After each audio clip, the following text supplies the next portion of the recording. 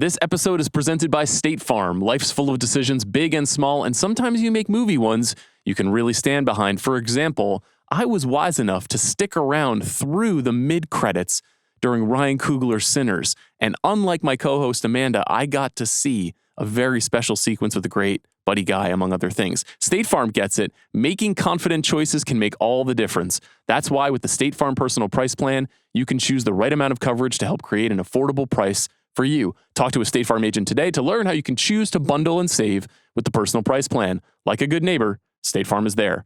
Prices are based on rating plans that vary by state. Coverage options are selected by the customer. Availability, amount of discounts and savings, and eligibility vary by state.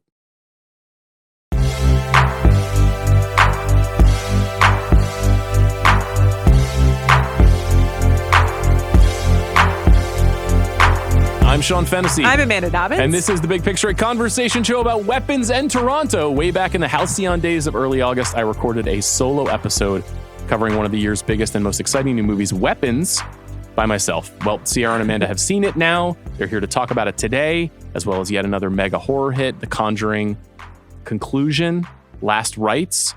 But first, we have to talk about the Toronto International Film Festival, which has just concluded, which means our mean pod guy correspondent, Adam Nayman, is here. Adam, hello. Hey guys, how you doing? That doesn't seem very mean. You seem very gentle, pleasant. What, did you just see a good movie? What happened?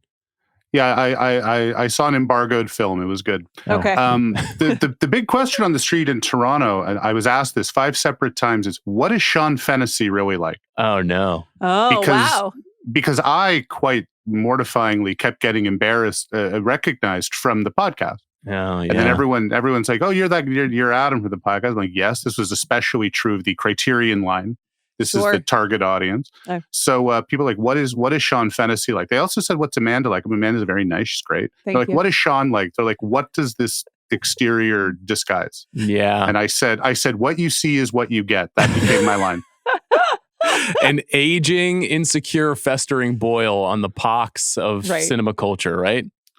No. The only a couple people were like that. Most people were like, "He's great," And that weird feeling of being on the other side of a parasocial relationship, or like a parasocial relationship on top of one, because, like I said, this was the line for the Criterion van, Sure, which was very much the center of attention on what's called Festival Street. In Toronto, we have streets. We drive on the same side that you guys do in America. Okay, and sounds like a nice place to live. It's a very nice place to live, sort of. The van was just parked there. And, I didn't go to it in the New York Film Festival because I live in Toronto, but it was sort of the static center of attention, and all the festival traffic kind of circled around it. And it was very interesting to work the line, right?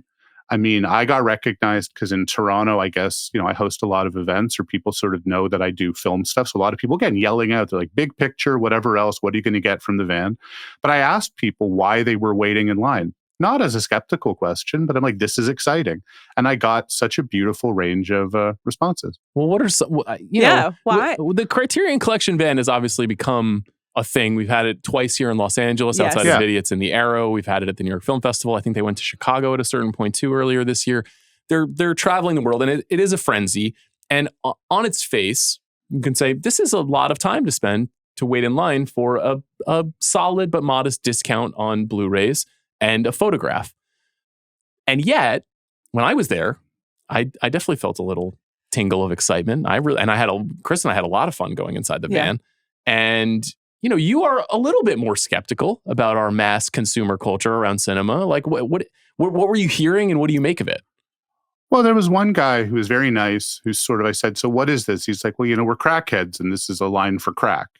Right. And he said, and when I asked him to sort of, expand, or what I got was, it's not the discs, it's the clout, or the perceived clout, or the self-deprecating version of clout, because of course, you're not being invited in as a celebrity or an actual filmmaker. You're paying your dues in terms of time, and then paying your money in terms of, paying at a discount.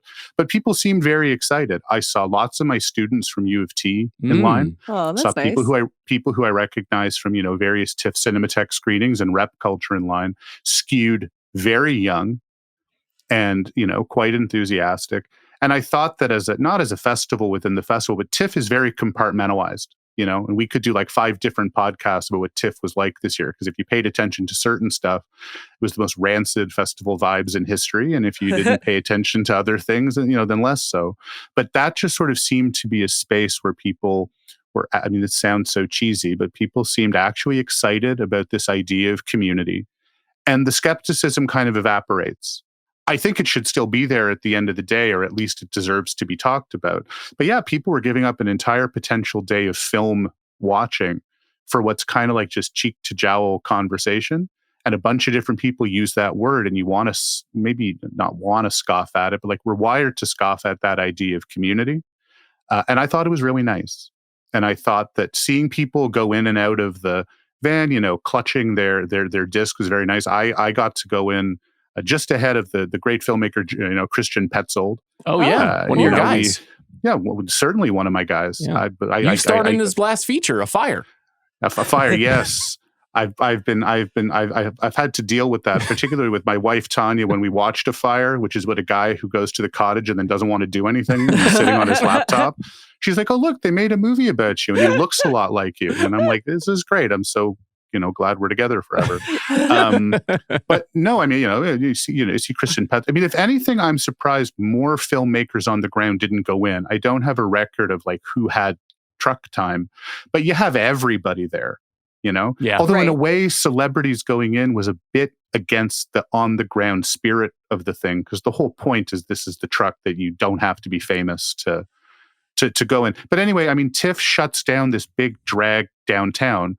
You can't shut New York down the way you can even parts of Toronto. Mm-hmm. And I will say that for the 3 or 4 days that it was open, literally you could not navigate the festival without noticing it. So great branding and great positioning. And, for all the little jokes or criticisms I might have of TIFF, it's such a cinephile city. So it fit. It was a fascinating thing to watch. It's so nice to hear your heart melted by the communal experience of buying plastic. It really makes me feel wonderful to hear you say that. I haven't posted my video for reasons, but all 3 movies I got were movies that I already own and have a little personal history with, and I instantly gave them away. I thought a good bit would be to go up and down the line giving away discs, but that might have made them. Or I was also going to just like find some bad movies and hide them in the closet. Okay, yeah. Some standard def DVDs. That of my would have least been favorite very directors. Funny. Yes, exactly. But you know what? People do bits when they're in there. I have a friend, another local critic, former TIFF programmer. He brought, I think I saw on Instagram, his Close Encounters Laserdisc in there to demonstrate, that there's a long history to this company that sort of predates the closet. But look, I'm not really mean anyway, but I will say, you talk about the heart being melted part. Being in there, even with all of my professional reasons to be skeptical and projects I'm working on and whatever else, those 4 walls are pretty impressive. And they activated all kinds of memories for me of purchasing, because this isn't my first rodeo. Literally, I was looking around and I was like, this is the disc my wife bought for me before we started dating, or this is the movie I paid for with babysitting money. They're embodied experiences, even if they're discs. And that's why I tried not to roll my eyes when people showed up to wait for this thing at like 8 a.m. When are we going to get you inside? I was out of town for the LA one. I also, I don't collect DVDs or Blu-rays or discs. Maybe I like Adam's terminology. Maybe I'll start using that. Is it acceptable to you? Sure. Yeah. Do whatever you like. Live freely. That's the fun part of collecting. Well, when I say DVDs, I get in trouble because that's not appropriate. Well, it's not the correct terminology. Until you give me an Italian ready to wear, That's true. Then that was a DVD. Yeah. And then I think Adam's, I think it would be fun to speak to the other people in the line. Like that vibe seems right. But I'm not a line waiter. Generally, I'm not like a hugely patient person. Yeah, I don't, sure. I'm not there for the drops. I see. Do you know what I'm saying? Absolutely, yeah. So that would be tough for me. Better than waiting in a line. I'm not better than. I know you know. my personal limits, which are standing in a line for 7 hours or whatever. Were people camping out, Adam? Like, were there tents? What was the vibe? I don't think that there were tents, but on the morning where I got up there, I think at 9:30 in the morning, they said that their line was full till 5:30, meaning by 9:30 they had 8 hours worth of slots Okay. filled for the day because, to be fair, everybody gets their time, right? Yeah. Everybody kind of gets to go in there and they pick discs and take a photograph. I mean, it's like a roller coaster line economy where it's a long wait for a short time, but it is time. I'm not dissing the line or that everyone gets their time. It's just like me showing up at 9. I personally can't wait till 5:30. Well, but this is the other thing is at TIFF, there's supposedly so many great movies to see. You're basically blocking off a day where you can't engage with all of these masterworks of cinema. Yes. What a segue. You might have to give them a miss because there's no chance that Movies Play at TIFF will ever open theatrically in a week. So I'm glad you frame it that way. Were there any masterworks of cinema at TIFF this year based on what you saw? I watched on back-to-back days Barton Fink and Scott Pilgrim in my classes. Those are both 5-star films. God, I love Scott Pilgrim versus so good. The World. What a great friggin' movie that is. Toronto movie. Yeah. Were there masterworks of cinema?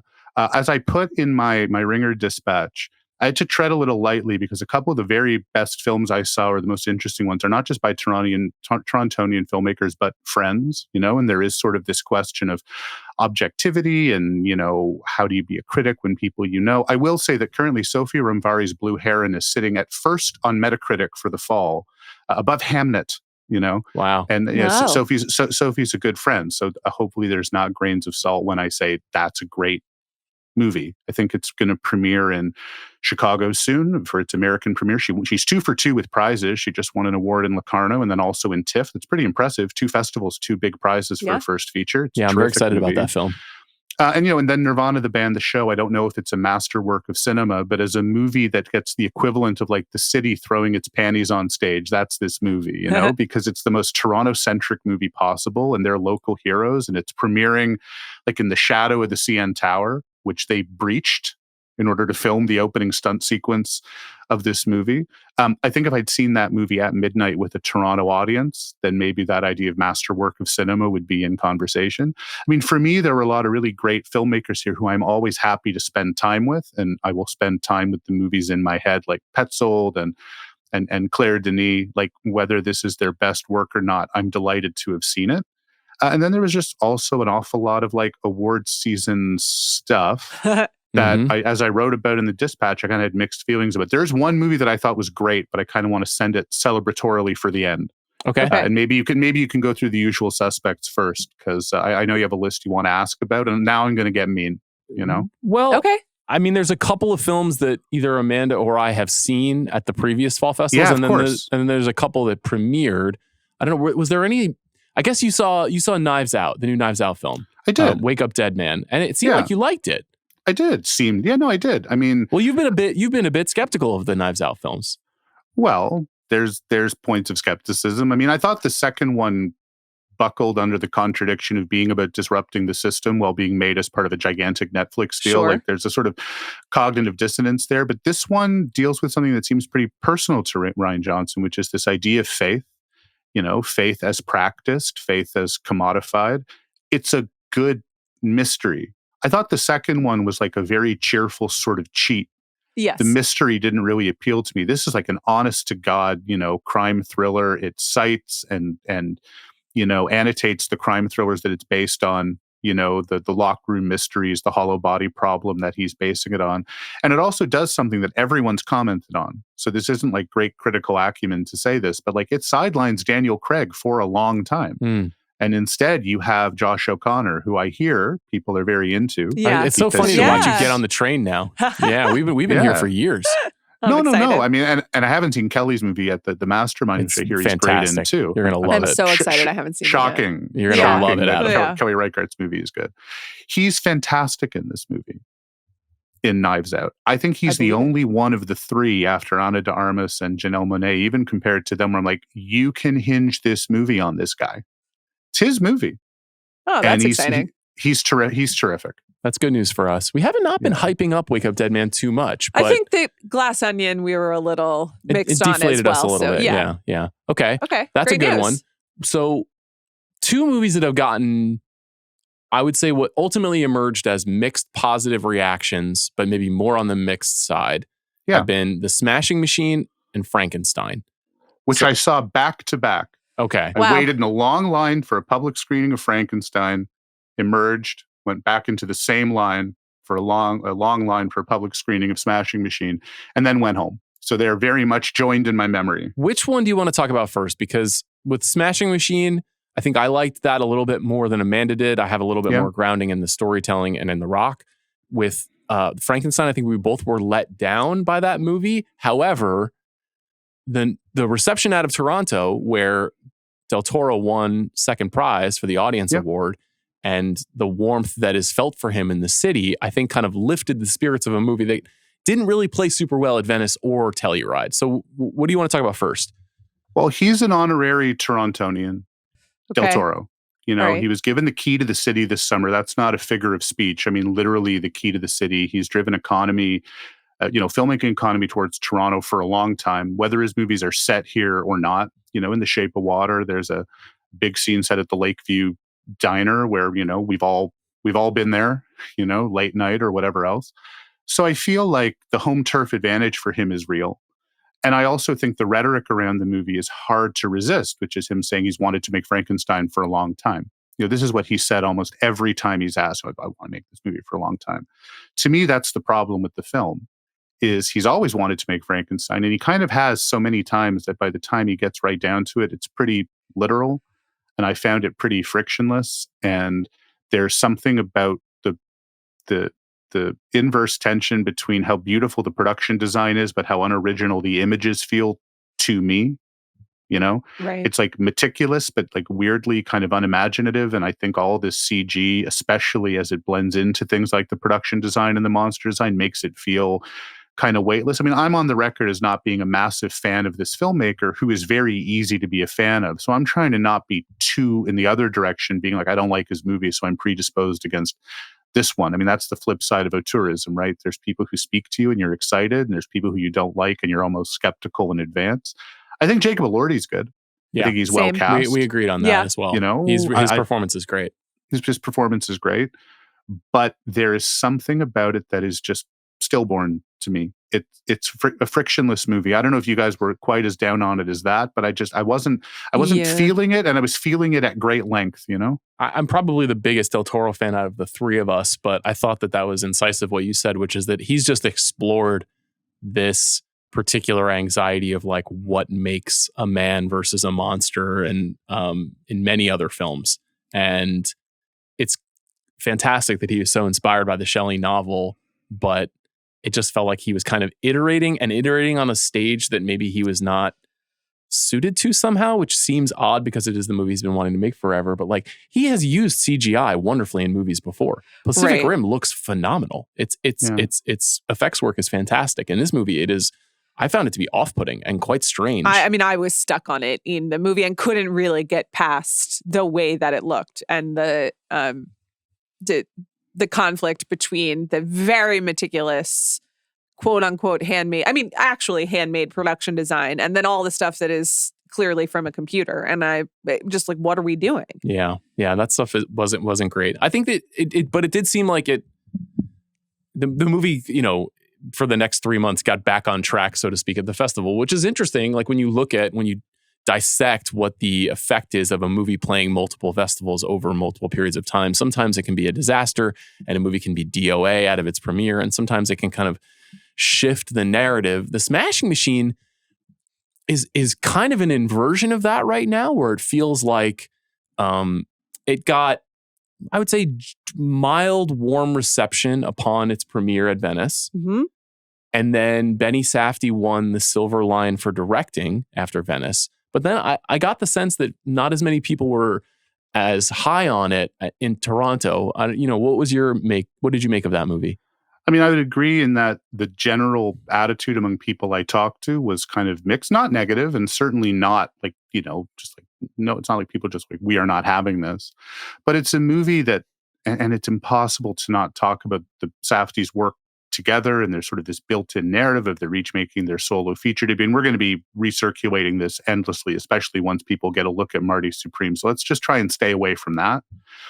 I think in a weird way, the documentary qualities of the film, which is stuff that the Safdies are very good at, I love their nonfiction films or their hybrid fiction films. I love Lenny Cook, which I think this is the closest of anything in their filmography to. In a way, the documentary makes it redundant because there's already a documentary about this.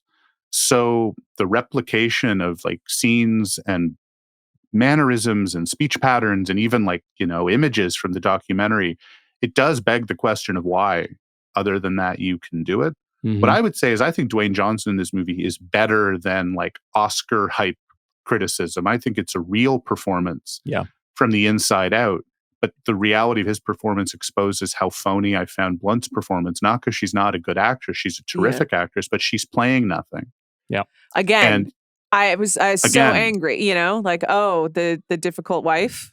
I mean, she's replicating something in the doc, which is, but why? I guess is the question. Yeah. Replicating something in the doc, but why? And to me, it's very obviously a displaced buddy movie because the real relationship is the one in the film between Mark Kerr and the other guy, his fellow fighter, who never quite line up.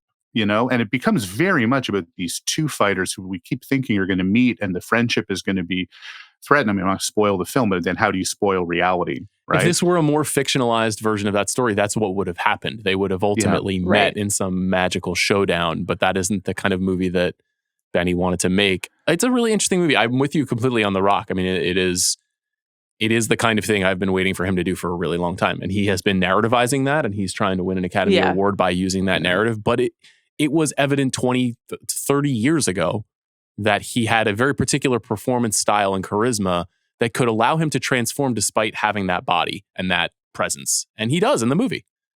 Yeah, I mean, I'm less moved than I would want to be by his claims that he wants to take acting seriously, because a lot of not just the specific movies, but like the kinds of movies that he's pushed for in some of his other capacities, they're just like a blight.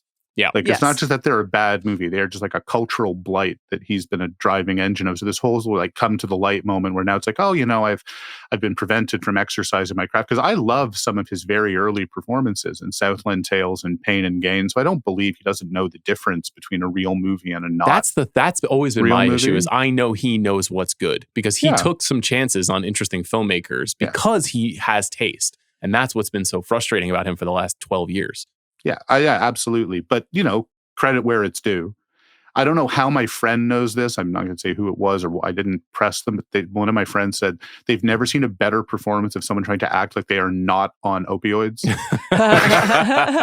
They're like the scenes where he's just clearly trying to be like nothing's going on and just sitting and staring there under. Like they're like, that's the most authentic version of that I've ever seen. And I said, good tip, and moved on. Hamnet. So. Did you see it? I did. Okay, so we have to talk about it. I haven't seen it yet. So don't spoil anything for Amanda, even though it's a novel that she's read. Yeah. It is... Amanda, have you read the book? I have. I read it before I had children. So I felt like that was a positive decision for me. Okay. I think you're seeing it very soon, right? Yeah, I got to email them about that. But anyway. It's the hot movie right now. It won the Audience Award at Toronto, which after the brief Life of Chuck intermission in terms of awards prognostication, I think it's pretty safe to say Hamnet is one of the 2 or 3 hottest titles in the Best Picture race right now. Chloe Zhao adapting, is it Maggie O'Farrell's novel? Yes. And I saw it at Telluride, or I saw it before Telluride actually, and I would say it worked on me, but I wasn't over the moon for it. I liked it quite a bit. I particularly liked Jessie Buckley in the film. And it feels like it exists for that performance in a lot of ways. Very much so. What did you think? I'm writing at length on this movie for a different publication. I'm happy I'm going to get to write about it in print. Not that writing on the internet doesn't matter. Of course it does. But, this is going to be a movie that I'll be very interested to read what happens outside of festival bubble.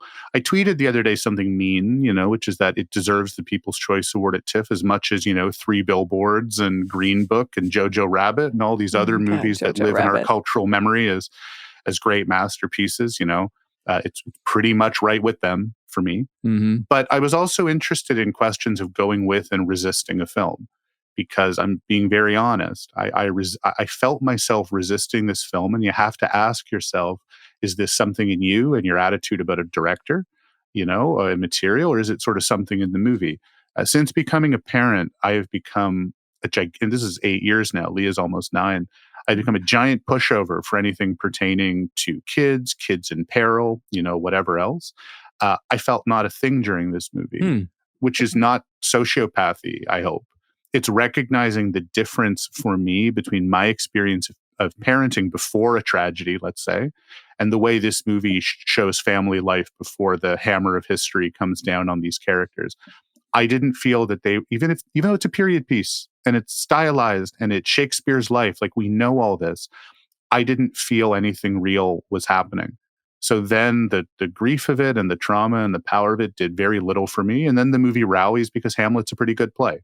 Mm-hmm. So if you know, you give yourself over to Hamlet at the end, you're going to get some kind of effect out of that. And if it sounds like I'm choosing my words carefully, it's because on some level, I suspect the movie is much worse than I am describing it as. I'm just trying to give it some benefit of the doubt and figure out what my issue is. Yeah, it's a really interesting reaction that you've had, and you're not the first person to share this with me. I was texting with a relatively prominent person yesterday, not to sound like a complete D-bag, but what this person said to me was very funny, which is that all of his filmmaker friends hate this movie, and all of his critic friends love it. Love it. And I am curious to see how that shakes out. That actually is quite relevant to the Academy Awards race, but it's gotten relatively rapturous reviews. But at Telluride, there were probably 5 or 6 people that I spoke to who really had the same reaction that you did, which is like, this did not work on me. And I was, in fact, like allergic to what it was trying to accomplish. But the way you described the ending for me, that did happen to me. Like, it rallied hard for me. And I found the first hour of the movie kind of a slog. And then it did eventually just kind of wrap its arms around me, and I gave myself over to it. So I'm very curious to hear what you think. Sure, yeah. And I don't think it's going to be divisive per se, but there will be a vocal minority that does not believe in this. And it'll be interesting to see as we talk about it for the next 6 months how that plays out. Well, and again, we narrativize everything at film festivals. There was this idea with this movie in Telluride and being here, it was presented with such a flourish by the festival. It's put in the biggest possible theater and, the grandest possible introduction. And Chloe Zhao did the same breathing exercise thing. And in Telluride, that you hear that she did in Telluride, people are mad at people for not enjoying that. Some of us have a schedule is delaying the movie. Couldn't get to something else. But I was thinking that this is a movie about like going off to I'm with write. you, Adam. Pod guy. Yes, he's back. I don't want to breathe with other people. That's me time. We're all breathing with each other every day on this earth. Yeah. But it's a movie about basically telling your partner, I can't come home because I have to write. Right? Yeah. I mean, what's more relatable than that? Well, in that sense, it was the ultimate movie of TIFF for me, because I at this point, I've gotten not being a deadbeat down to a science, but having a festival on home turf exerts certain pressures. You get a text from home and it's like, I can't sit through, this movie because I might have to pick somebody up. So in that sense, I was watching Hamlet. I was like, he's just like me, except he's going to try and write Hamlet or whatever. And I'm tweeting about Hamlet, But I will say this about Buckley. She is an actress who in films prior to this, even movies I haven't totally liked, I've never really felt hit a false note. Like I'm very in the tank for this actress. Yeah. And then in this movie, which almost seems, if not designed to win her an award, it probably will. Although I want to talk about another lead performance in the festival I liked more. And I wasn't feeling her. I know that's not sophisticated criticism, but I just was not. Damn. That's all I have to say to that. I haven't seen it. Damn. Are you talking about Testament of Anne Lee? I am. Okay. Yeah. I'd like to talk about it. I saw it at Venice. So what do you make of this movie? Let's try to operate the same way we operated with Hamlet. Okay. You can give the broad outlines detail-wise. Sure. And share your feelings, because this and Marty Supreme are now kind of 1 and 2 at the top of my list for the rest of the year for what I want to see. The Testament, Sean hasn't seen I haven't seen this fun. Good, yay. So The Testament of Anne Lee is the new film directed by Mona Fastfold and co-written by Fastfold and Brady Corbet. They of the Brutalist fame.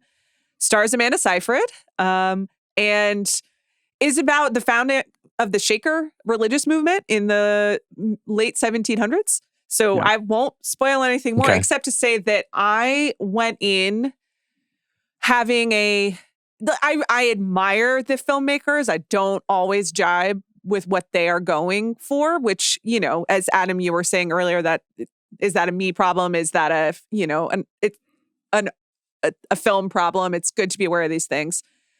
And it does feature singing, which I didn't know going in. Okay.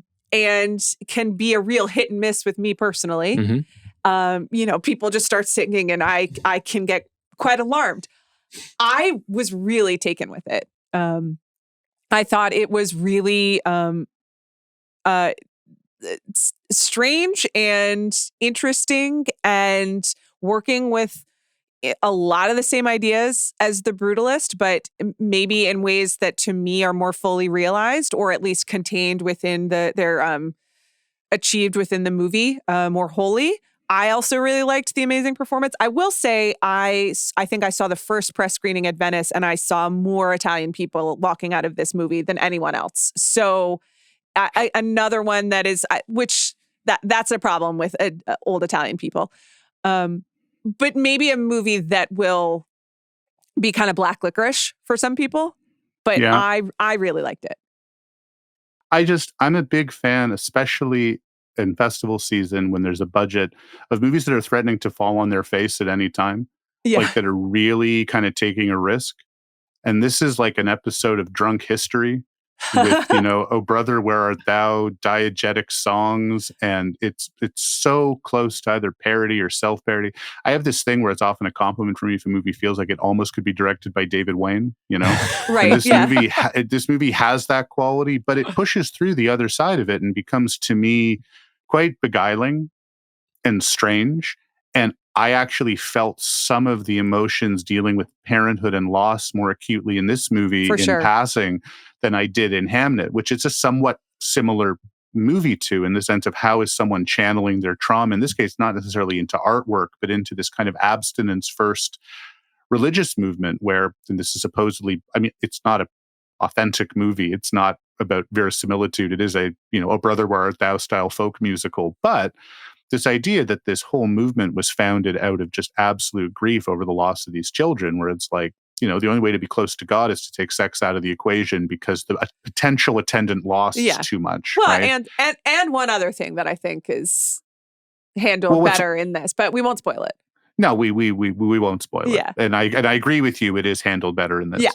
I know Sean and I had our long chat about what works and what doesn't about The Brutalist, and I still stand by that. This movie doesn't improve or disimprove The Brutalist for me, but I kind of like her half of the filmmaking family. I think just by virtue of not being so macho, the cult of personality stuff in this is more interesting. Like, it is a movie about cults of personality. They're obsessed with this, clearly, collectively. I found this to be pretty, for lack of a better word, it's very fun. It is, which is weird to say about. It's weird to say. Stuff. I mean, this is a movie about the founding of a religious movement in the late 1700s. Like, line everybody up. I'm sure. Like, what a bar. But it is fun. Notably, still does not have distribution, which I'm quite fascinated by. Yeah. It's getting late in the day if it's going to be a film that comes out in 2025. And theater kid energy for the win with this. It's true, and I normally am so allergic to that, and it really did win me over. Yeah, and Seyfried is, she's just, what an actress generally. Yeah. I think she's great in everything, and I thought she was wonderful in this. Is there anything else you want to touch on that you saw that was of note? Well, also speaking of theater kid energy, my favorite screening experience was Maddie's Secret, the John Early film, which, is the only movie that not a single person I spoke to didn't enjoy. It's a very hard movie to explain, which doesn't mean I don't want to try, but, the short version is, I tweeted, I think, Wet Hot May December, Great. A movie that has the kind of like ensemble comedy vibes of a David Wayne movie, but the stylization and thematics of a Todd Haynes movie, particularly the Todd Haynes, not just of May December, but like of Superstar, the Karen Carpenter story, which is a big influence on this, because this is sort of I hesitate to call it a parody or a pastiche. It's not mocking it in a bad way, but of after school specials or TV movies of the week. In this case, it's a dishwasher at a big food content influencer company who becomes an on-screen star.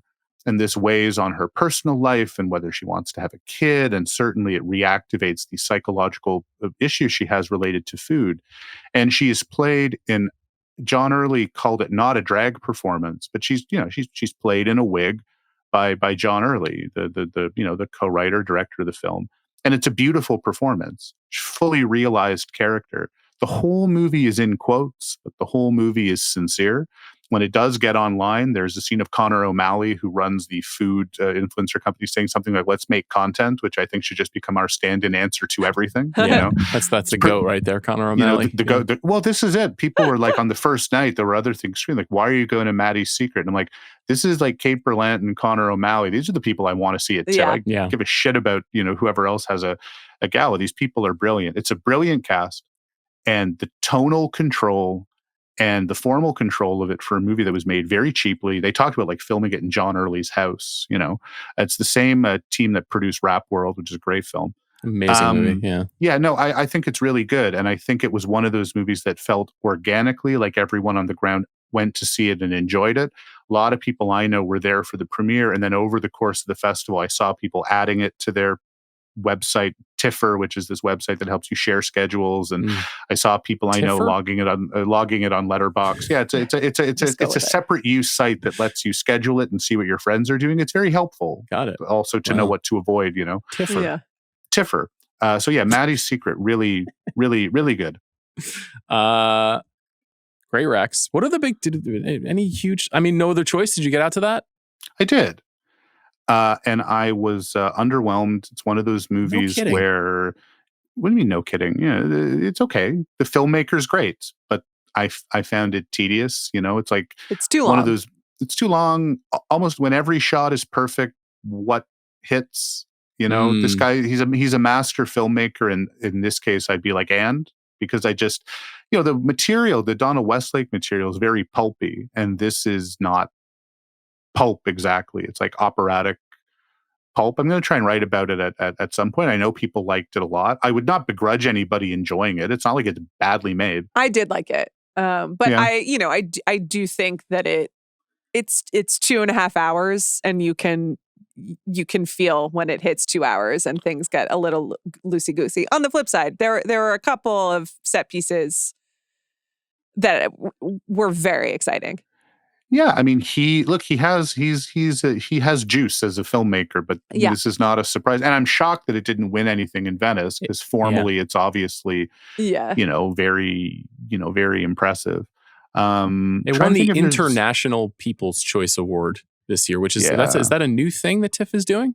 It is a new thing. So many wonderful awards at TIFF. We're getting into the danger zone of asking me what I think about TIFF and its awards this year, which could make for a very long, contentious podcast. Okay. So suffice it to say, it was probably always going to be the movie that won that award, because he's a very commercially oriented, quote unquote, foreign language filmmaker. And as for the other stuff, I mean, you either talk about it or you don't. There were some real controversies on the ground with TIFF this year. I don't know how much they intersect with the listenership of an American podcast or how much it really matters, but there were programming decisions that were the stuff of much scrutiny and media explanation, on the ground pertaining to this documentary, the Road Between Us by Barry Averich, which it could only have ended this way, that after being programmed, deprogrammed, reprogrammed under extremely contentious, controversial circumstances, with a fortified premiere and,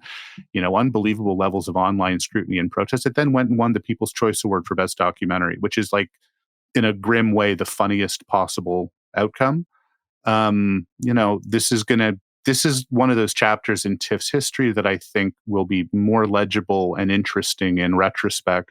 And if you chose to not navigate the festival being mindful of that, then you don't notice it's happening. Because as far as the actual movie goes, who gives a shit? But the stories were quite thick on the ground. Is that obscuring it too much to say all that? No. Or? That's the thing, is that these festivals, which if you do not attend, seem like ivory tower experiences where only the most blessed people get to walk into them. It's like, these are all made by regular people doing their best and making mistakes on a regular basis. And they're very, the narrative and the feeling changes every day based on what movie has played or what person has been allowed to participate in the party. And so I'm not surprised to hear you say that. Also, it's such an important event to Toronto, but there's no denying that TIFF has fallen back a couple of steps to some of the other major festivals. Like it just in terms of the hierarchy of what films premiere there, like it's clear that it's happened in the last 10 years. And that narrative is both like true because it's a narrative. And then if you take it apart, sometimes it's not a fair narrative or the way that people think movies get invited or programmed or whose choice it is. I mean, it's not really the way it works. And you guys know this, right? But this year's the 50th anniversary of the festival. And it was funny. They show these pre-film bumpers, which if you ever attend the festival once or twice, you laugh. And then by the 10th or 11th time, you want to drill to extract the evil spirits from your head because you're just so sick of it. But they had the ad for the volunteers who deserve applause every year. They're great. Which is like, I think the punchline is like, stop trying to make TIFF happen because it's the TIFF 50 and that portmanteau word. Yeah. Stop. And the joke is that, in the end, TIFF turns out to be a good nickname. But it was almost like TIFF itself stopped trying to make TIFF happen because some of the press about, this idea of programming and who was taking responsibility for inviting this particular film, which was invited and then disinvited and then reinvited, and there are interviews having to clarify the reasons for this. It curdles things a little bit on the ground to the point where some filmmakers, were even mentioning it from the stage, where local press and Twitter are definitely talking about it. Like it sort of supersedes the question of like, hey, remember when The Big Chill premiered here 40 years ago? Like that's what they wanted the feeling to be. Yeah. And that just sort of became hard when reality comes and sweeps in and intrudes. And I mean, if anything, I think we're going to start seeing this more and more. As we saw it at the Emmys last night, or various red carpet speeches. I mean, that was starting to pierce that TIFF bubble of everything's fine. While having massive respect for programmers at the festival who I work with and being lucky enough to cover it, it did not feel like all was fine. And that's why if you choose to just put your head down and see movies and navigate it, that's a valid reaction. And if you're covering it or if you're on the ground living in the city, you can feel it. It's not something I'm imposing. It's something that was felt by all kinds of people I spoke to, filmmakers, visitors, maybe not in the Criterion line, but a lot. Yeah. I mean, just to put a cap on that in general, I think the Criterion experience and that community that you were describing earlier is for many people a respite from what seems like a very, very chaotic and scary period of time in the world. And I certainly have been using movies for the last decade as a rejoinder or rejection or shelter from a lot of those things. But especially if you're a film festival that is inviting international cinema, the works of art are going to be about what's happening in the world, and you're going to have to contend with them and confront them. And so it's a paradox, right? Because you want to escape, but that's not using art to not escape is one of the great things about art. Can I ask Amanda something? Because I've been to Venice, the city. Yes. I've done the Don't Look Now tour of Venice, Sure. but I've not been to the festival. You wear a raincoat? Are there? I keep wanting my daughter to dress up in a red raincoat for Halloween, and my wife's please. like, "That's a bad idea." Yeah, I'm like, it's funny. It's a bit. Were there people at the movies, Amanda? Like regular people? There are. And if anything, I would say that this year was a little oversubscribed in terms of the number of people who were there on a small island in a city that has some infrastructural challenges, if you will, trying to get into the movie. So it was hard to see movies, and I was not able to see everything that I wanted to see. Venice does it slightly differently, where everything is ticketed, and then you can kind of stand in a line last minute to try to get in if people don't show up. But so it was more that it was difficult to get tickets than it was just to be standing in line for hours and hours. But people are there, and I met young people, like young listeners of the podcast, who one was traveling for he had like a scholarship before college, and so used the money to go to the festival. And other people did they ask what Sean was like in Italian? No, they just asked for a selfie on a water bus, which was sort of tricky from a balance perspective, but we got it done. This message is brought to you by Apple Pay. Forget your wallet. It's all good, because with Apple Pay, you can pay with a simple tap of your iPhone, the wallet you never forget, at millions of places worldwide, including websites, apps, and anywhere you see the contactless symbol. Security is built in with Face ID, so you don't have to worry about your cards getting lost or stolen. And the best part, you still earn the card rewards, points, and cash back you love. So say goodbye to the bifold, add your card to Apple Wallet, and start paying the Apple way. Terms apply. Adam, thank you for great work as always covering the festival. Thank you for having me. The good news is that there's a Paul Thomas Anderson movie coming soon, so you'll be back on the pod very soon, which we're excited about. Yeah, one podcast after another. I look forward to it. There it is. That's how we live every day. All right, let's go to our chat with Chris Ryan now.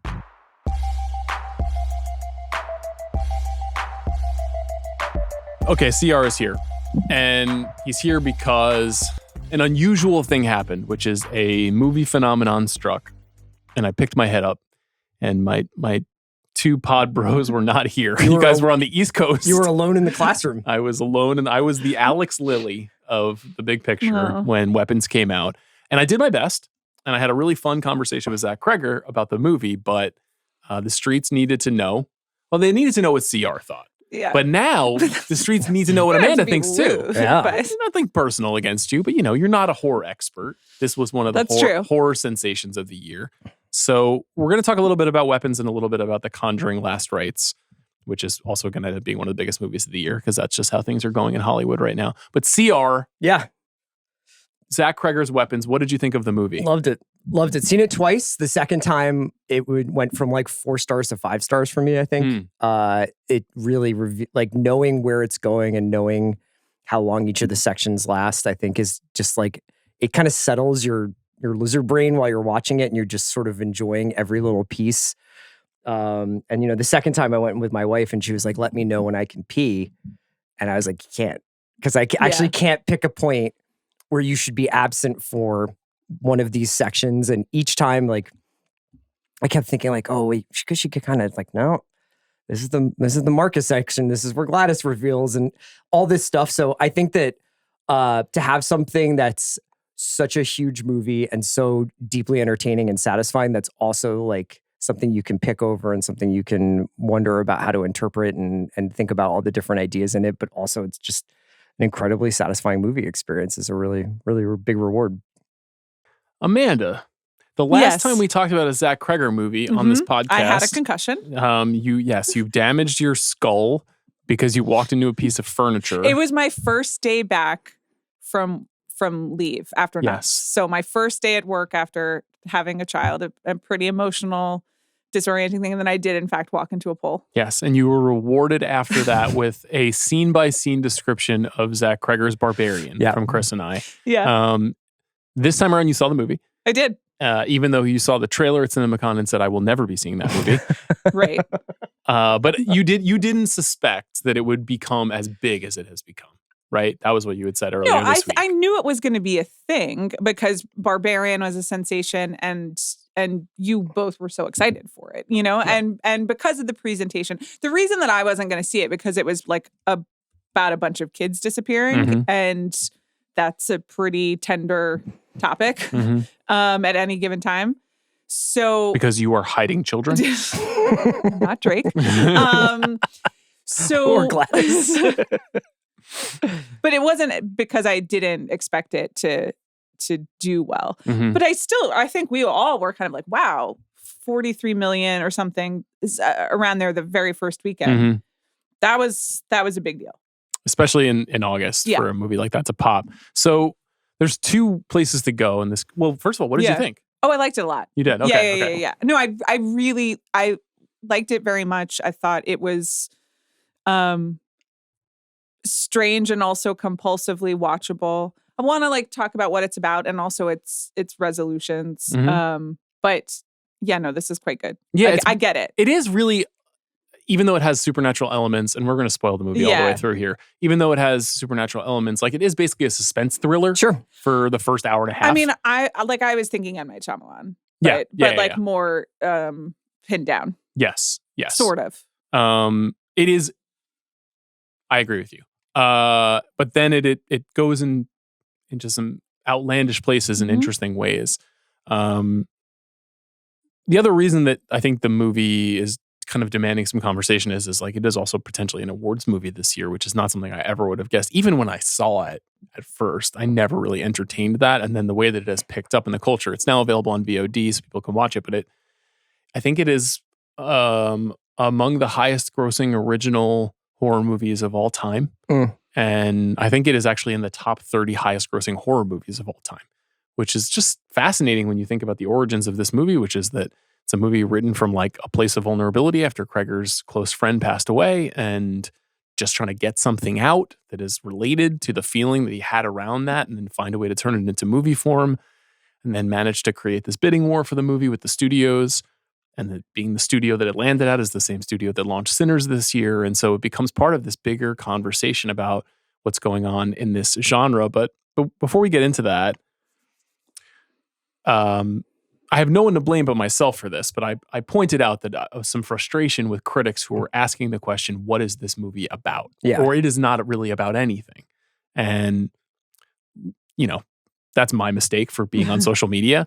But I do want to have that conversation with you guys because we've now had over a month to like witness the movie and its, you know, residual discourse. Oh, has it been good, the discourse?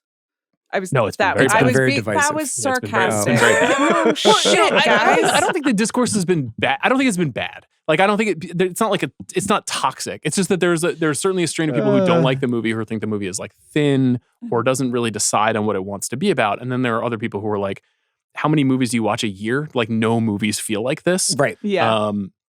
So for you, Chris, like, what was your takeaway in terms of what you thought this movie was about? It hadn't occurred to me that it had to be about anything. Mm-hmm. You know, I mean, I don't necessarily think that's a requirement of a movie to be both great and about something. I don't really know what Pulp Fiction's about. Mm-hmm. I don't really know what and what's Eyes Wide Shut about. You know, like a lot of stuff, but like not explicitly at the end of the movie. You're like, now I understand. Yes. I'm not comparing Weapons to either of those movies in terms of. I think it's much better than both. I think clearly, like, we should just start cinema history over again. Yeah. AD, BC. Let's delete the other films that came let's before. delete all the other pods we've ever done. But I do think that there are some pretty obvious ideas. I think the thing that people are having a hard time with is this movie is meant to be interpreted, but perhaps not solved. And because it happens in a genre that people often are either given a third act that explains, like, well, there was a farmer here before and he killed his family and their demons have been haunting this house the entire time. Like, because there's not like a really tidy explanation for why is Gladys doing this or how is she doing it? And, you know, why are these people susceptible, but some other people aren't? And what the fuck is with the gun? Because there's not a tidy explanation. I think people are like kind of grasping at straws or being like, he doesn't know. And so how dare he like hint at this, that, or the other thing without having like a suitable explanation. Yeah, I saw that as like a little bit of a hangover effect of 10 years of post Ari Aster, Jordan Peele horror, where those guys made films that had a lot of subtext and thematic meaning, and that they were often very definitively about ideas. Right. And then a lot of kind of imitators that came in their path that then got identified as elevated horror. Each film had to have like a central thesis for being. Often one that the characters themselves would explain. Yeah. And this movie obviously doesn't do that. Even though it explains some things. When you were watching it, did you find yourself like hunting for theme, or were you just watching it as a thrill ride? Well, I definitely was like, what's that gun about? Yeah. You know, but not in like, Yeah. but as A reasonable question. as to it was ask. Yeah. happening, I was like, well, that seems like a very large assault weapon, just floating in the sky. And that was also, I was trying to figure out, okay, so like this is a mirror house, you know, that was very much in a like, I am trying to solve whatever is going on, like the characters in the movie and like, you know, my dumb brain. Based on this movie and then what you told me about Weapons when I had a head injury, Barbarian. Oh, that's right. Yeah. That's right. This You is still have Weapons. the head injury, I still have it. unfortunately. Yeah, sorry. Yeah, CTE is real. Yeah. I was, as the Gladys stuff starts coming together, I was kind of like, okay, so older maternal figures, interesting depictions across two movies. And perhaps, maybe we could investigate that slightly. I was like, what should I take from this? Yeah. But that's really all. I mean, I didn't, I wasn't suddenly like, okay, well, so Zach Cregger is saying that all women over the age of 40 are bad or something. I was just I noticed that, but that's as far as it went. Yeah. There's definitely something to that, to the hag figure. But then there's also I think Barbarian weirdly has a lot of empathy for its monster, and its monster is a victim in that movie. This is different. In this movie, the monster is the monster. Yeah. And there's no confusion you about asked that. whether I was looking and thinking about themes, and I was like, yes. I see this. But that's as far as it went. Otherwise, I really was trying to figure out okay, what's happening? And to Chris's point, I had to keep watching. I watched this on VOD, but I was locked in. I did not look at my phone because you could not. Yeah. Because you don't want to miss anything. Exactly. And the story moves quickly, and you do want to understand, at least plot wise, what's going on. I feel like it is potentially about a great many things, and it at least being suggesting. To me, the grief element that was the thing that popped out to me the most. It wasn't this idea of is this movie about school shootings? That was something that people jumped to right away because of the disappearance of kids in an empty classroom, and then the image of the AR-15 over the house when Brolin is searching for his child. And the title, certainly. But to me, it was the confusion and the depression that engulfs people when you lose someone. That is really the driving force of the movie's idea for me. And to me, even if it is not the most deftly explored version of that idea, I was like, that's more than enough for a movie to be about. And I think that's something that movies generally, but specifically horror movies, have often explored, is a common anxiety or fear or malady. So there's something wrong with my child, right? And then it's what if your child was Pazuzu? Yeah. That is what the horror movie comes in and is I can't, and look, it's obvious that I wonder whether Cregger is now it's awesome that I have everybody spinning out about this AR-15, or if he's if I had just taken the AR-15 out, there would be no kind of what the fuck, what does this really mean? But if you take it at face value, you're well, this is a movie where a bunch of children disappear and then an automatic weapon is floating around in the night sky. So it's an allegory about a community dealing with the loss of children after a mass shooting. If it is that's totally fine with me. It's also how would you deal with that? And what would you need for there to be to deal with this kind of situation? And what you would need is a monster. You would need a witch. You would need something to explain why this happened. Yeah. And possession and turning good people into bad people, and that there's something out there that's doing that rather than maybe something inside of them. So I think I find that awesome to think about, also coming out of there's good needle drops, and Austin Abrams is very funny in this movie, Right. Yeah. It's funny. My reaction to, I think that's very smart and is in line to maybe not my frustration, but as a non-horror, habitual, at some point when it's clear, the literal explanation in the movie is a supernatural thing. And I always am just well, I always feel slightly disappointed by that. Just because I don't really seek out horror movies for the gore, and so then the only other aspect of it, and it often in horror movie is a supernatural, or else someone is has just lost their mind, and the explanation is never quite good enough for what's going on in the movie, which is maybe itself something profound about life. But I think that it's. I don't think that I was looking for an answer or for a lesson, a lesson from it, but that at some point, the structure of the reason that I don't always seek out horror movies is because some sort of supernatural, metaphorical thing that sort of solves it, but doesn't really, never quite speaks to me in the way that I guess, other movies just dealing with actual real life things. So I think I'm on your side, even though like I felt like I agree with you, even though I bumped up against the lack of the answer. But that's just because I think the form and the horror movie asks the questions, but maybe doesn't totally provide answers. Yeah, I think in this movie that conversation has two tracks. One track goes down a road of questions about Aunt Gladys and how she works and what she's actually getting by trapping these kids. And is it keeping her younger? Is it making her more young? How old is she? Where did she come from? Is she actually this woman's great aunt? In the movie, she represents herself to the principal as her sister. Like, there's a lot of unexplained kind of hidden information around the Amy Madigan character. So that's one thing. And then the other thing is, to your point, that's like a little bit more broad. I think you would agree with this for the most part, but for most horror movies, the first hour is usually more satisfying than the second hour. Right. And this is a movie with a relentless first hour where you are just like, good God, I'm inside this. They have like completely wrapped me around their finger of this, the unraveling of this story. And the second hour, there is an answer about what's happening. Some people may not like the answer, and that's okay. That's movies, right? It's subjective.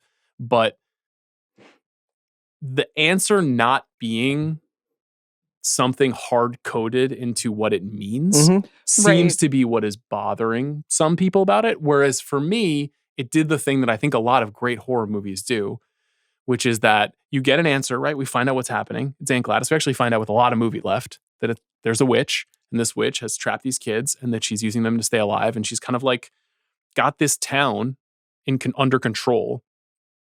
But the resolution of the story, which is this unbelievable, breathtaking moment where, Alex snaps the twig. And the chase sequence is the most incredible thing I've ever. Yeah. Which is just like pure pop cinema joy. It was incredible. Where you're and just it's like, shot for maximum laughs. Yes. Like the so guy fun. with the lawnmower. Yes. And it's like mirrors, Coen Brothers making an Exorcist movie. It's fucking awesome. And mirrors like the opening like montage of all the children running away through the night, which I found like to be very memorable and upsetting. Yes. So no, it's great stuff. But so then you get to the end and you're like, that was really satisfying. Yeah. Or at least that's how I felt. But I didn't feel like I needed to kind of unpack those additional details that were otherwise unexplained. Because I'm like, this is a supernatural horror movie.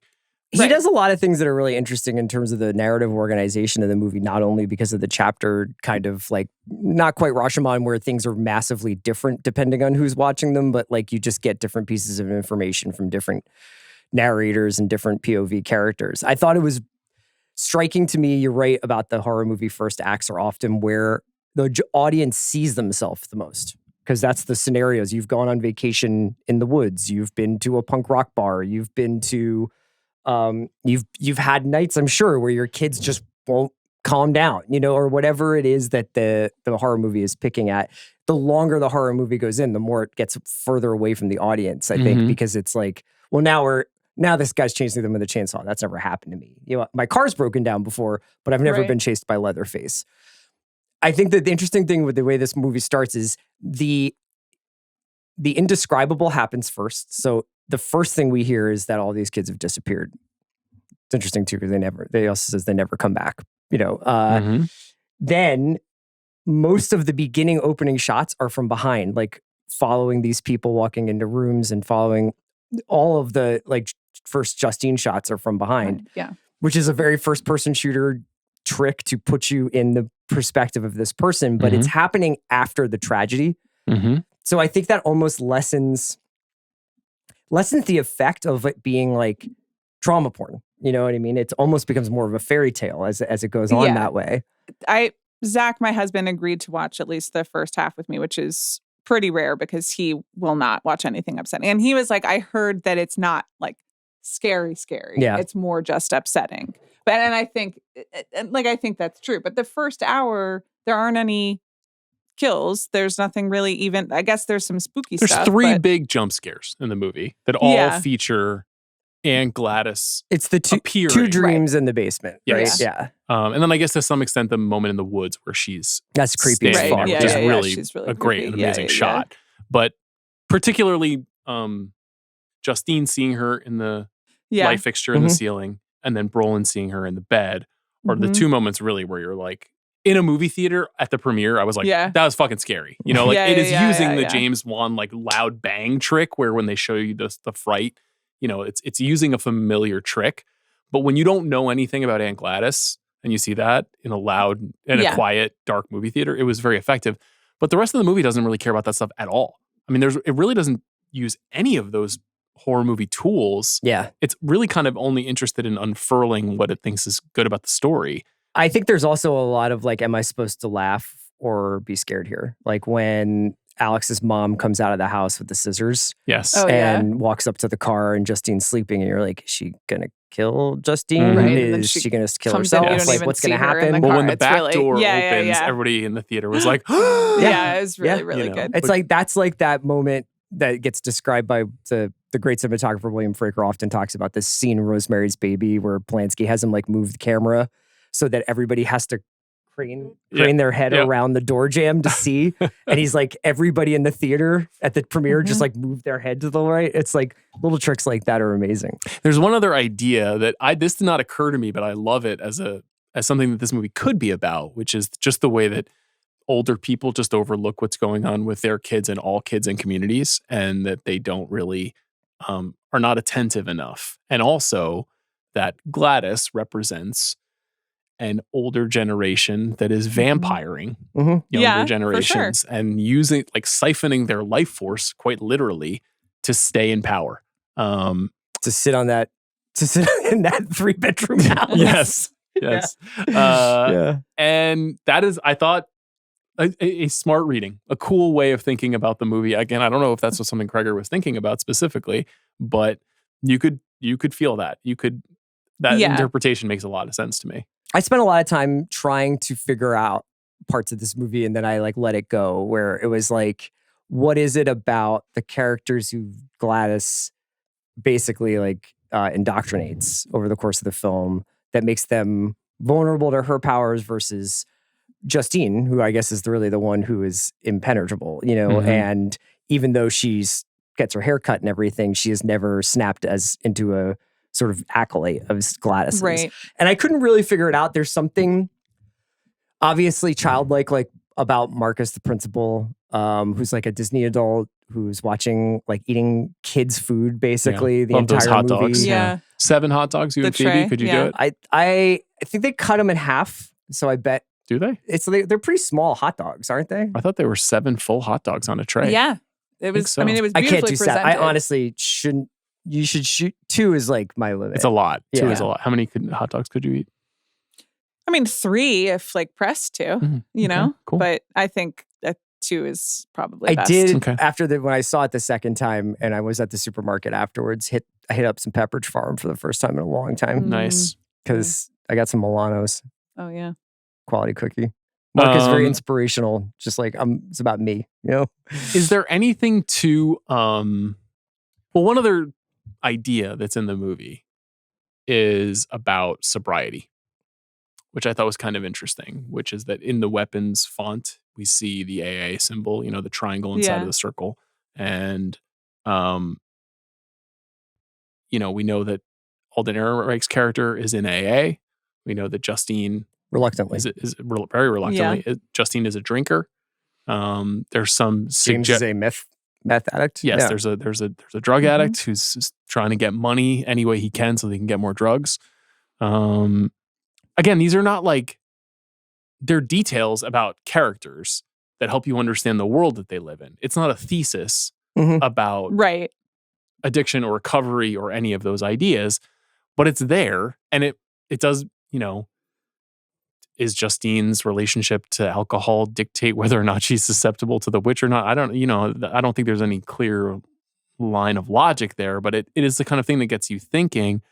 And I think a fair criticism is like, that's messy to not clarify that. But I never felt that when I was watching it. But then I read people and they're like, why is this not resolved or communicated more clearly? Why she's the exception and just, I like the idea that all the characters in the movie, you know, as we join them, what is it, a month after it's happened, right? Something like that. It's like when it starts, have moved into even though the dominating thing that should be shrouding this town in darkness is this disappearance of all these kids, they're moving into their own shit, and Justine is kind of both at once like trying to clear her name and become a detective and get to the bottom of it, but is also having like this sort of narcissistic moment of like being like, everybody is against me. Yeah. Everybody thinks I'm a witch.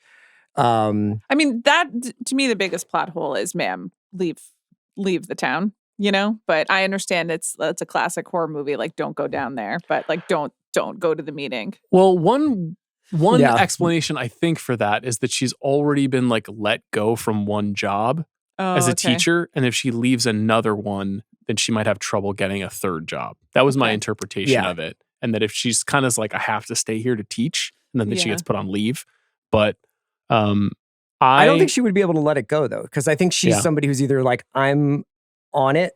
That's why she wants to talk to Alex. She's like, we're the only ones left. Or I'm drinking a giant glass of vodka and watching reality television and going to bed. Seems like a good teacher, and the rest of her life is kind of a mess. Not full. Yeah. But as far as Paul and James goes, it's interesting. I mean, I guess Paul is making a passing kind of gesture towards sobriety, but clearly seems like reluctant to go to a meeting when his fiance or his partner suggests that he does so.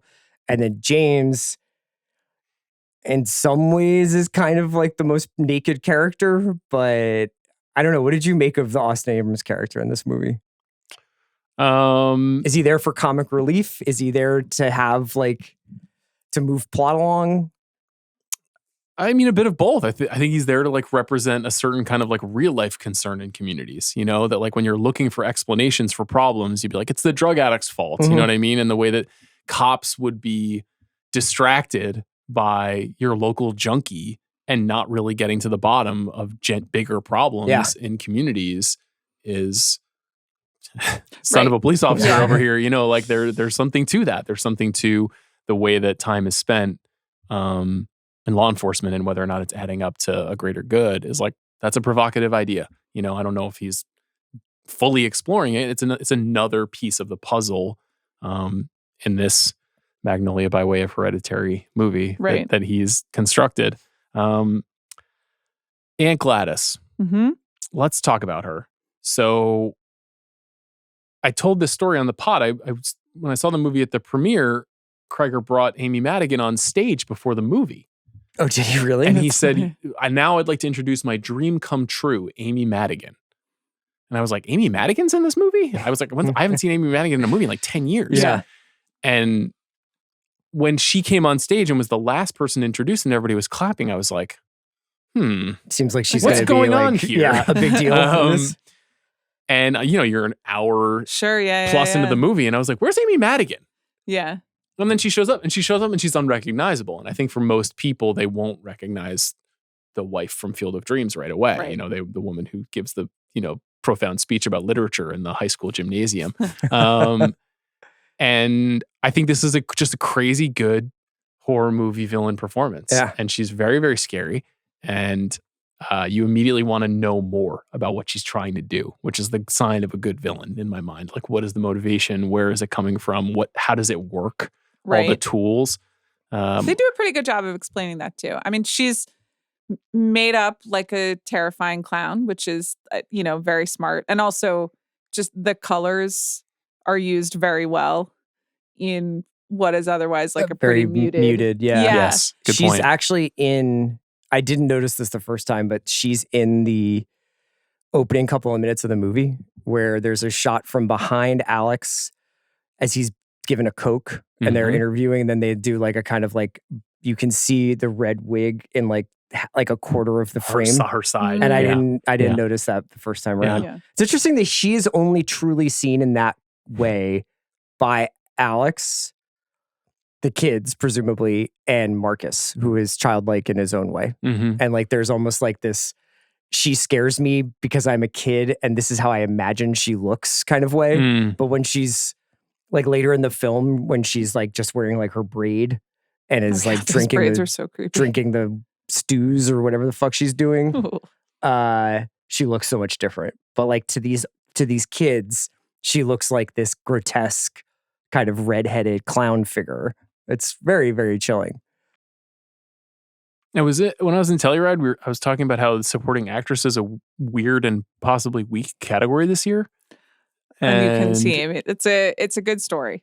I like the idea of you put her like in. bellying up to a bar with nobody and just started talking about like supporting actress. Me talking to a bartender who's never seen a movie Kind of before. barren. I mean, this is who I am. This is what I do.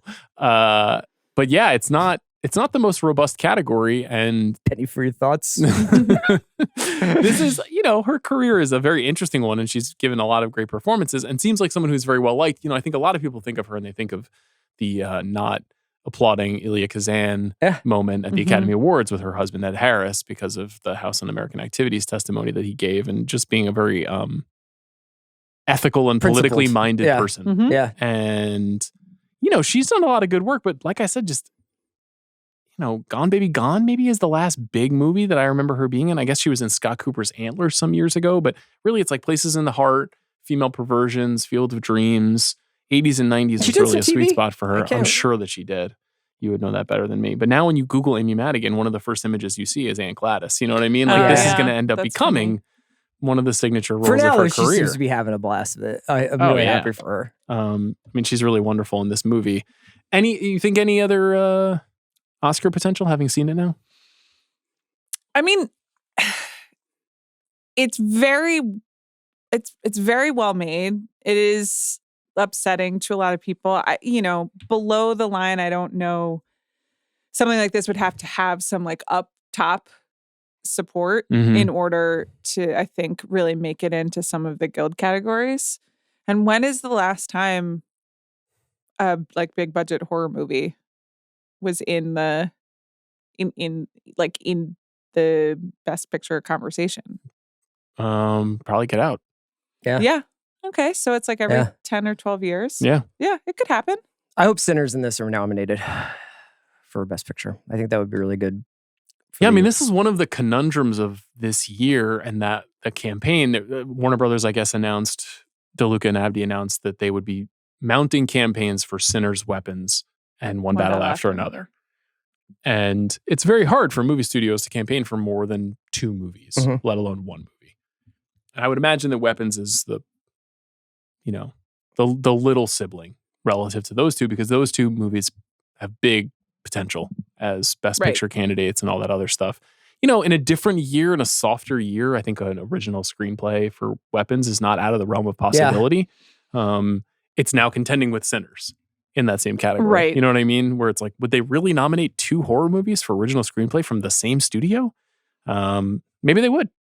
I don't really know, but that would be cool. I do think Amy Madigan has a good chance. Best Picture, I don't really see it, but I hope it happens. It would be fun. It would be very fun. Cregger. So he's making a Resident Evil movie next, which is coming out next year, starring Austin Abrams. I've never played Resident Evil, but I know that you have. Extensively, yeah. And what happens in Resident Evil? You are in a town. You play different characters in different versions of the game. I can't remember the name of the girl that you play as, but that's who Mila Jovovich plays in like all the Paul W. Anderson movies. And then the town has been like had a chemical accident in a biological lab, and the residents are all zombies. So in the game, it's just like a lot of like horror setups where you walk into a room and it's dark, and then like all of a sudden something jumps out at you, but you also have to solve a puzzle to get out of the room. So it's pretty entertaining. I played it mostly early in my video game life. When I talked to Zach, I asked him about IP, making an IP movie. And he was like, this is not in the same way that you would think about it. Like, this is an original story that just takes place in the world. He said he had never seen any of the Mila Jovovich movies. But he's played the games. But he said he loves the games. Yeah. He worships the games.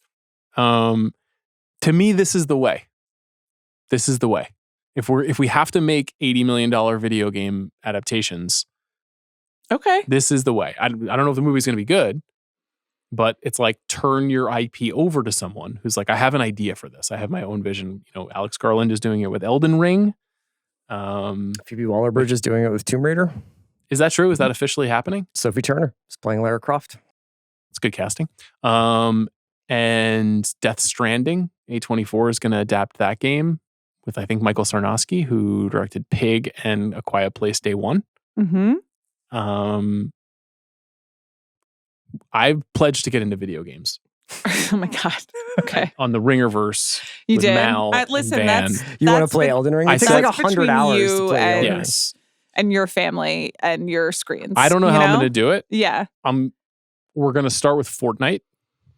Oh, yeah. Really? Yeah, because there's a one battle after another skin. And so we'll be playing it Holy live. shit. Yes. Are you serious? Yeah, we're doing that, yes. Yeah, so we'll be September 23rd, 1 p.m. Pacific, everybody. September Lock it in your 23rd. calendars. Please. Ringer Movies Yeah. YouTube channel. Put on your, Are you appointment so you're block. going to play Fortnite? Yeah. I mean, Jack explained what it is to me, but I don't really remember. Okay. But yes, I will be doing that. But that's the only video game that I will be playing anytime soon. It's a real if we have to do this, then okay.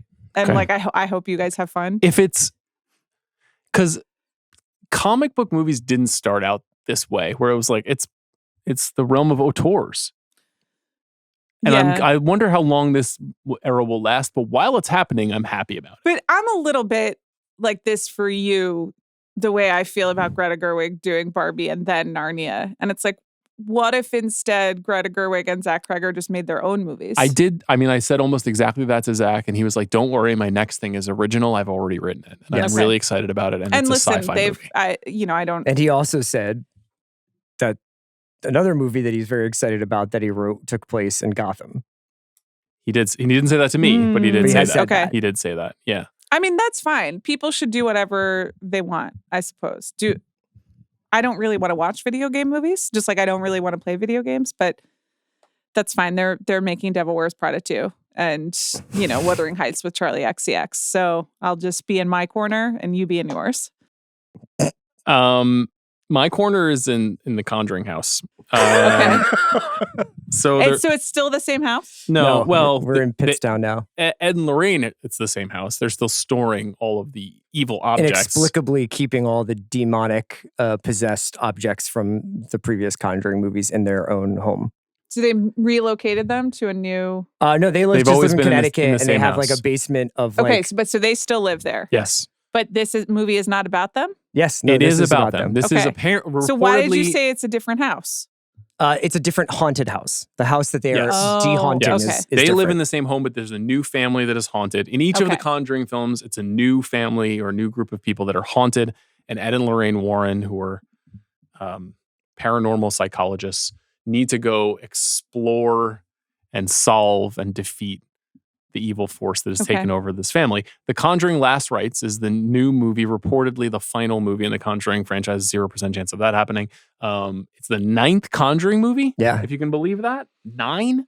Along with all the Annabelles and the Curse of La Llorona, 2 Nun movies, 3 Annabelle movies, and 4 Conjuring And this movies. one draws heavily from Annabelle 2. Okay. Maybe this is the 10th, actually. Is La Llorona part of the Conjuring? Yeah. Okay, so there have been 10, I guess. Directed by Michael Chavez, who's directed a few of these. Yep. Story by James Wan, who came up with the Conjuring franchise. Although it sounds like this will be his last one. It sure does, thanks to some reporting from Matt Bellany. Patrick Wilson and Vera Farmiga are back. Vera Farmiga, her neckline gets higher and higher every movie. Yes. The Wikipedia page does not include La Llorona. Okay. On a list of... listen, so maybe it's not officially I'm not an a part expert. of it. I that just is a Chavez movie. I did so not maybe see I got La confused. Llorona. You didn't see it? I didn't see it. Because Ed and Lorraine, their daughter is grown up in this movie. She's a teenager. Judy. Okay. Judy is experiencing some of the same visions that Lorraine experiences. Intrusive psychic sensitivities. Tough to break. But demons. Ghosts. Well, She's it's haunted. worth mentioning. She's seen no signs of this. We've seen no signs of this before. It's been with her since she came into this world. Yeah. A really rough birth for Judy. Yeah. Okay. Where a demon was present. Demon was present. Knocked Judy the power out. Is stillborn, and yet Lorraine prays her back to life. Yeah. With prayer. Doctor's like, it's out of my hands. And Lorraine just keeps saying, Heavenly Father. Yeah. This movie, Last Rites, I don't know whether I had a head injury for the other Conjuring movies, but this feels like a particularly like pious film. A faithful film. Yeah, kind of. Like it was like a little bit more like, I don't know, like trad wifey than I was expecting. Mhm. It's very slow. It's like a 2 hour and 15-minute movie.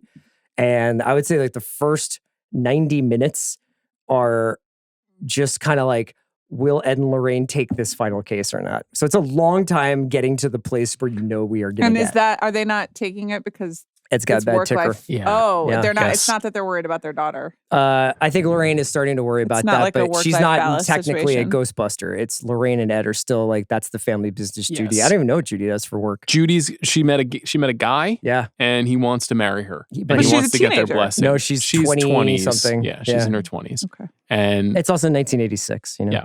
Okay. so she wants to get married, but she's starting to feel literally ghostly hands on her shoulder. Okay. Ed can't eat lasagna anymore. Nope. Incredibly bad beat. His That diet is has been tough. completely Yeah, he's trashed. going to like red tablecloth Italian places and being like, can I get like chicken I'll on have the the chicken. salad? Yeah, with dressing on the side. Sad. So that's really not ideal. And Lorraine, she's a little kooky, I would say. Lorraine, she's a little eccentric. Okay. She has encountered several demons face to face. Okay. This is something that is a part of her life. I don't know if Vera Farmiga is just a weird gal, but the energy, she brings a great energy to these movies, a very believable energy. Yes. But I choose to believe that this is how she really is. Okay. She's pretty consistently, if you've seen Bates Motel, Yeah. if you've seen The Departed, Mm-hmm. if you've seen Running Scared, the Paul Walker vehicle, she's always a little haunted to me. I guess so. Yeah, guess so. but that's part of the charm. Yeah. You know? And Tessa Farmiga is her sister. Yes, Yeah. Thaisa, yeah. But she's like 20 years younger than her. I thought this movie was pretty bad. That's right. No spoilers. I'm on episode 3. Gotcha. Is she on Gilded Age. Gilded Age? Yeah, Okay. another Gladys. Yes. Her name is Gladys. Yeah. Yeah. What do you think of the name Gladys?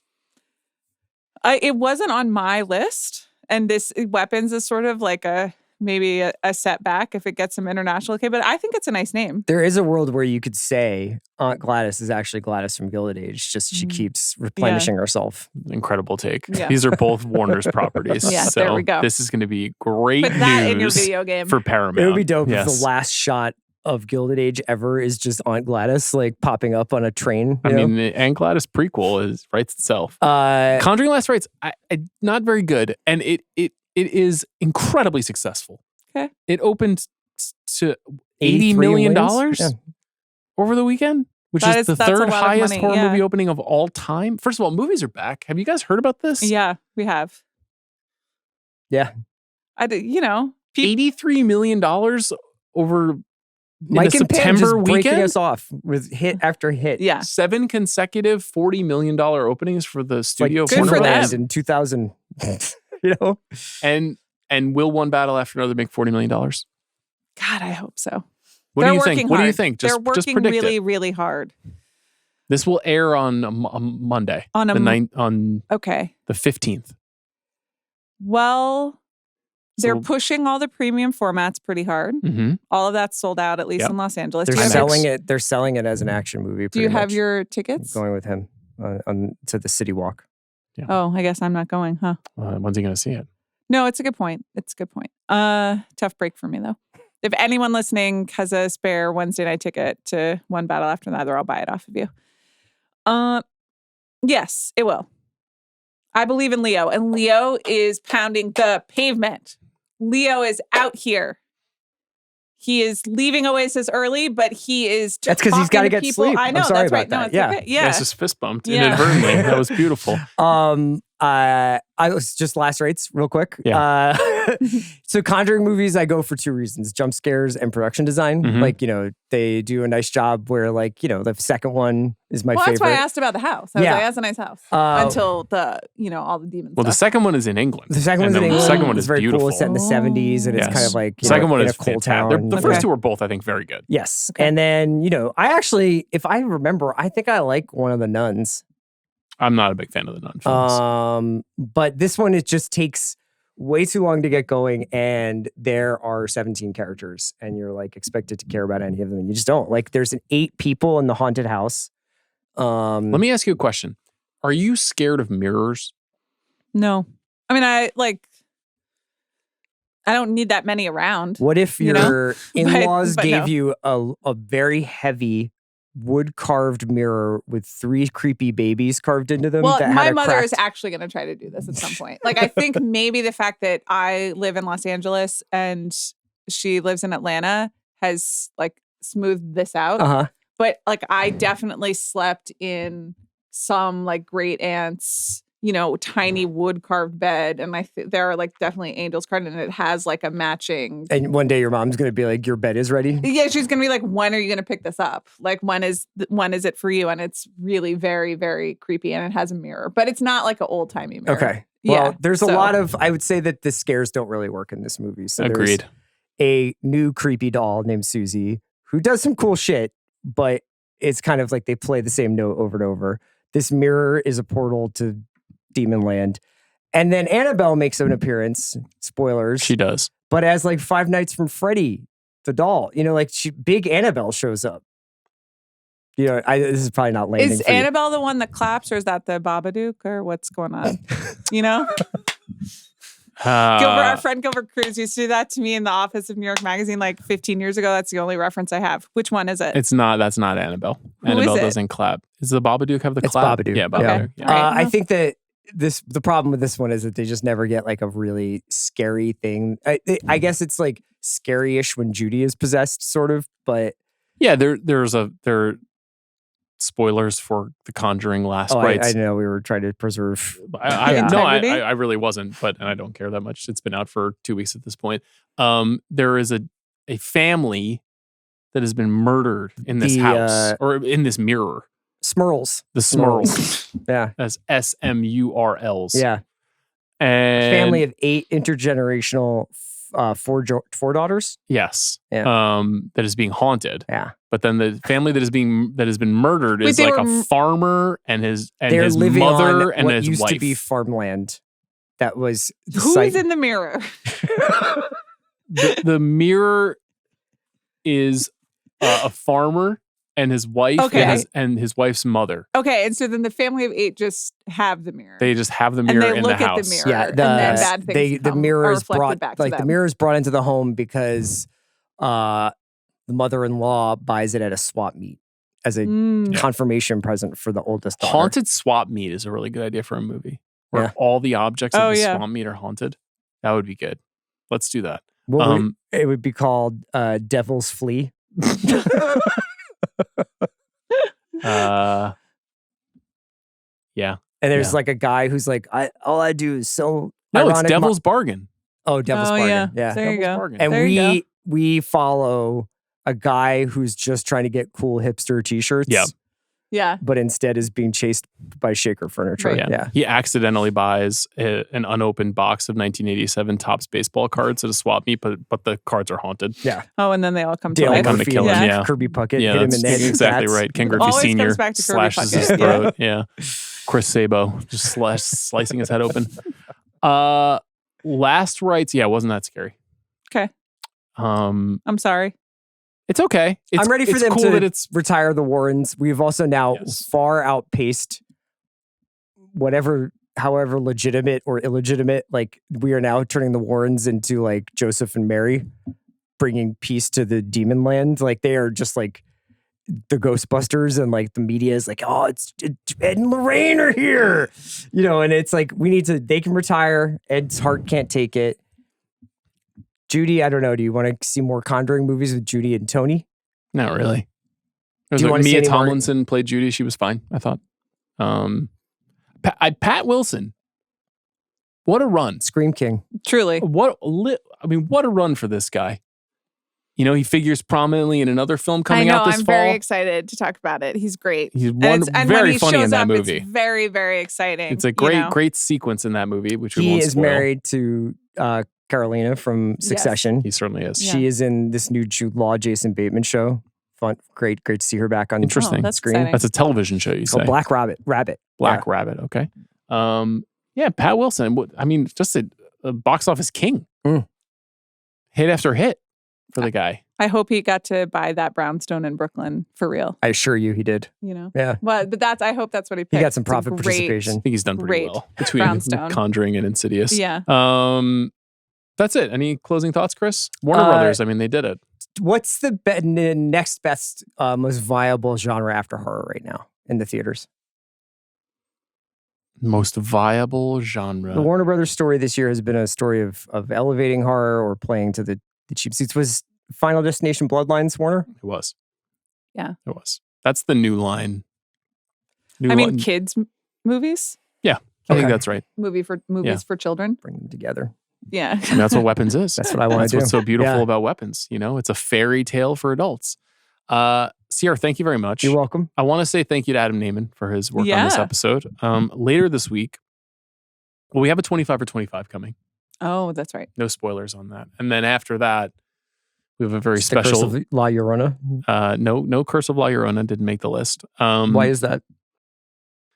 We'll probably talk about it a lot when we talk about the film we chose. That's why. And then after that, we have a Yeah. physical media extravaganza that Chris will be joining. Right. And that I will. I'm gonna send one submission. If you In buy Mm-hmm. 20 4Ks before our recording on Monday, you are invited. I'm absolutely not going to do that. All right, well, then you're not invited. I need new boots. Okay. So No. that's my That is the physical difference media. between me and you right there in a nutshell. You would rather have hand-sewn moccasins and 24 Ks. Absolutely right. Thanks to Jack Sanders for his work on this episode. We'll see you later this week.